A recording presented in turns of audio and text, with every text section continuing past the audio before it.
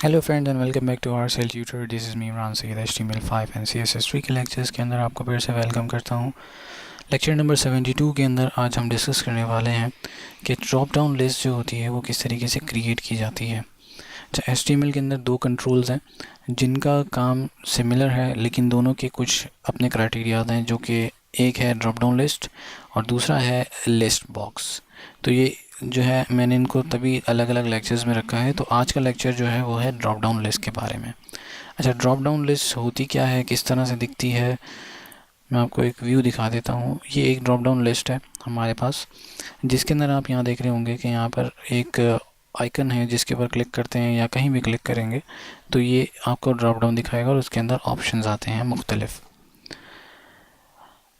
Drop down list के अंदर difference ये है कि इसके अंदर आप ग्रुपिंग कर सकते हो अपने लिस्ट ऑफ आइटम्स को, मतलब डिफरेंट ग्रुप्स के साथ आप अपने लिस्ट ऑफ आइटम्स डिस्प्ले कर सकते हो ड्रॉप डाउन के अंदर। मतलब आपका जो ग्रुप का नेम है वो एज अ लेबल इस्तेमाल किया जाता है ड्रॉप डाउन लिस्ट के अंदर, ठीक है। और जो हमारा लिस्ट बॉक्स है उसके अंदर सिर्फ और सिर्फ आपके लिस्ट ऑफ आइटम्स जो हैं वो डिस्प्ले होते हैं। अच्छा, ड्रॉप डाउन लिस्ट जो है इसके कुछ मेन एट्रीब्यूट्स हैं जिनके बारे में मैं आपको बता दूं कि इनका क्या यूज़र किस लिए इस्तेमाल किए जाते हैं। OPT ग्रुप जो है वो एक टैग है, मतलब इसी ड्रॉप डाउन लिस्ट को बनाने के लिए तीन तरह के टैग इसके अंदर मेन इस्तेमाल होते हैं। एक होता है OPT ग्रुप, एक है ऑप्शन और दूसरा भी ऑप्शन ही है। मतलब ये चाइल्ड के अंदर इस्तेमाल होता है, वो भी मैं आपको कोड करके दिखा दूंगा कि वो किस तरीके से इस्तेमाल किया जाता है। OPT ग्रुप के अंदर जो है वो लेबल के लिए इस्तेमाल किया जाता है। मतलब आपका जो ये वाला लेबल है, बेसिकली आपके पास यहाँ पर ये जो लेबल है ये इस्तेमाल होता है आपके यहाँ पर OPT ग्रुप के अंदर, ठीक है। अब इस लेबल को इस्तेमाल करने के लिए आप क्या करते हो, ये इसका जो डिस्क्रिप्शन है वो मैं आपको बता दूं कि the text that's used to identify a group of option, जैसे कि मैंने आपको बताया यहाँ पर ये इस्तेमाल होगा। इसी तरीके से ऑप्शन होता है जिसके अंदर दो तरह के ऑप्शन इस्तेमाल होते हैं। एक में आप वैल्यू डिफाइन करते हो और एक में आप सेलेक्टेड, यानी कि कौन सा जो drop down list of item है यूज़र ने सेलेक्ट किया है वो सेलेक्टेड के लिए इस्तेमाल होता है। और यहाँ पर जो सिलेक्टेड इस्तेमाल हो रहा है, बेसिकली ये सिलेक्टेड इस्तेमाल हो रहा है बाय डिफ़ॉल्ट। मतलब जब ये फ्रंट एंड पे लोड होता है तो बाय डिफ़ॉल्ट कोई वैल्यू सेलेक्ट होनी चाहिए, तो वहाँ पर ये सेलेक्टेड का ऑप्शन इस्तेमाल किया जाता है। वैल्यू के अंदर जो है आप, जैसे कि यहाँ डिफ़ाइन किया गया है, the value of the selected option that will be sent to the server for processing. मतलब सर्वर साइड के लिए अगर आप बैकएंड पे कोई वैल्यू डिफ़ाइन करना चाहते हो जो सर्वर को सेंड होगी, जो भी यूज़र इनमें से कोई ऑप्शन सेलेक्ट करता है तो इनके बैकएंड पे आप एक वैल्यू डिफ़ाइन करते हो और वो वैल्यू जो है वो ट्रिगर करती है आपके बैकएंड सर्वर साइड के साथ। मतलब सर्वर साइड पे कोई वैल्यू भेजना चाहते हो तो वहाँ पर वैल्यू का एट्रीब्यूट इस्तेमाल होता है। सेलेक्टेड का एट्रीब्यूट मैंने आपको बता दिया है। एग्जाम्पल मैंने ऑलरेडी इसकी रेडी करके रखी है, इसका कोड भी कर चुका हूँ मैं। सबसे पहला जो टैग इसके अंदर आप बनाएंगे वो है, इस कंट्रोलर को बनाने के लिए आपके पास सेलेक्ट का टैग, ठीक है। सेलेक्ट का टैग आप ओपन करेंगे और एंड में जो है वो यहाँ पर क्लोज होगा, ठीक है। इसके बाद हमारे पास OPT ग्रुप का, जैसे कि मैंने आपको बताया कि मेन टैग है OPT ग्रुप जो कि लेबल के लिए इस्तेमाल होगा।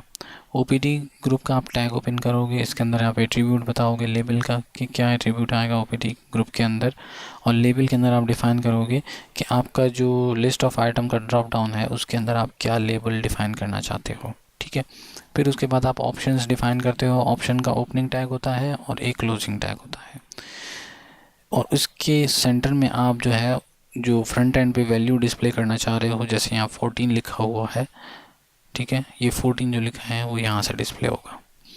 इसके अलावा सर्वर साइड को अगर आप कोई वैल्यू सेंड कर रहे हो तो सर्वर साइड के लिए आप यहाँ पे वैल्यू का एट्रीब्यूट इस्तेमाल करोगे और उसके अंदर आप वो वैल्यू डिफ़ाइन करोगे जो सर्वर को आप बैकएंड पे सेंड करते हो, ठीक है। इसी तरीके से सारे के सारे लिस्ट ऑफ आइटम्स आप इसके अंदर डिफ़ाइन करोगे बाय यूजिंग ऑप्शन टैग।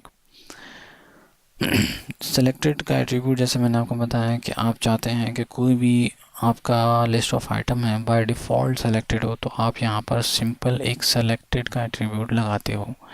इसी तरीके से यहाँ पे आप देख रहे हैं ये है सेकंड आपका ग्रुप, ठीक है, इसमें आपने लेबल रखना है, ऑप्शंस बताने हैं। इसी तरीके से थर्ड है, तो ये आपके ऊपर डिपेंड करता है, आप जितना चाहो उसके अंदर लिस्ट ऑफ आइटम्स बना सकते हो, ठीक है। इसको हम कहेंगे option of the option groups, ठीक है। अब इसको ज़रा ओपन करके देख लेते हैं कि ये किस तरीके से आपको क्रोम के अंदर डिस्प्ले हो रहा है।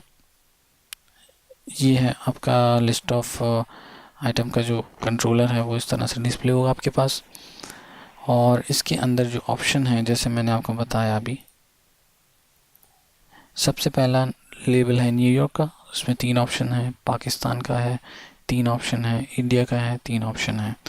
अब सबसे पहला जो न्यूयॉर्क NY14 है जिसका नंबर 14 डबल कोट्स है, ये सिलेक्टेड होना चाहिए बाय डिफ़ॉल्ट, ठीक है। अभी यहाँ पर मैं इसको सेलेक्ट कर देता हूँ, ठीक है, और रिफ़्रेश करके चेक करते हैं कौन सा सेलेक्ट होगा। बाय डिफ़ॉल्ट 14 सेलेक्टेड है, ठीक है। तो ये चीज़ आपको क्लियर हो गई होगी कि सेलेक्टेड का ऑप्शन किस तरह से काम करता है आपके लिए।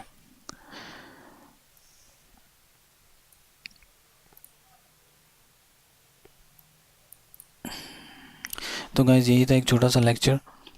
उम्मीद करता हूँ कि ये लिस्ट ऑफ आइटम के बारे में आपको यानी कि समझ में आ गया होगा कि ड्रॉप डाउन लिस्ट बेसिकली क्या होती है, और आपको इसके कॉन्सेप्ट क्लियर हो गए होंगे। फिर भी आपको अगर कोई क्वेश्चन हो तो कमेंट्स के अंदर आप मुझसे पूछ सकते हैं, ईमेल कर सकते हैं। दूसरा, अगर चैनल अभी तक आपने सब्सक्राइब नहीं किया तो काइंडली रिक्वेस्ट करता हूँ कि चैनल को सब्सक्राइब कर लें ताकि आने वाली हर नई वीडियो आपको फ़ौरन से रिसीव हो सके in the form of notification. तो मिलते हैं नेक्स्ट लेक्चर में जिसके अंदर हम डिस्कस करेंगे लिस्ट बॉक्स के हवाले से।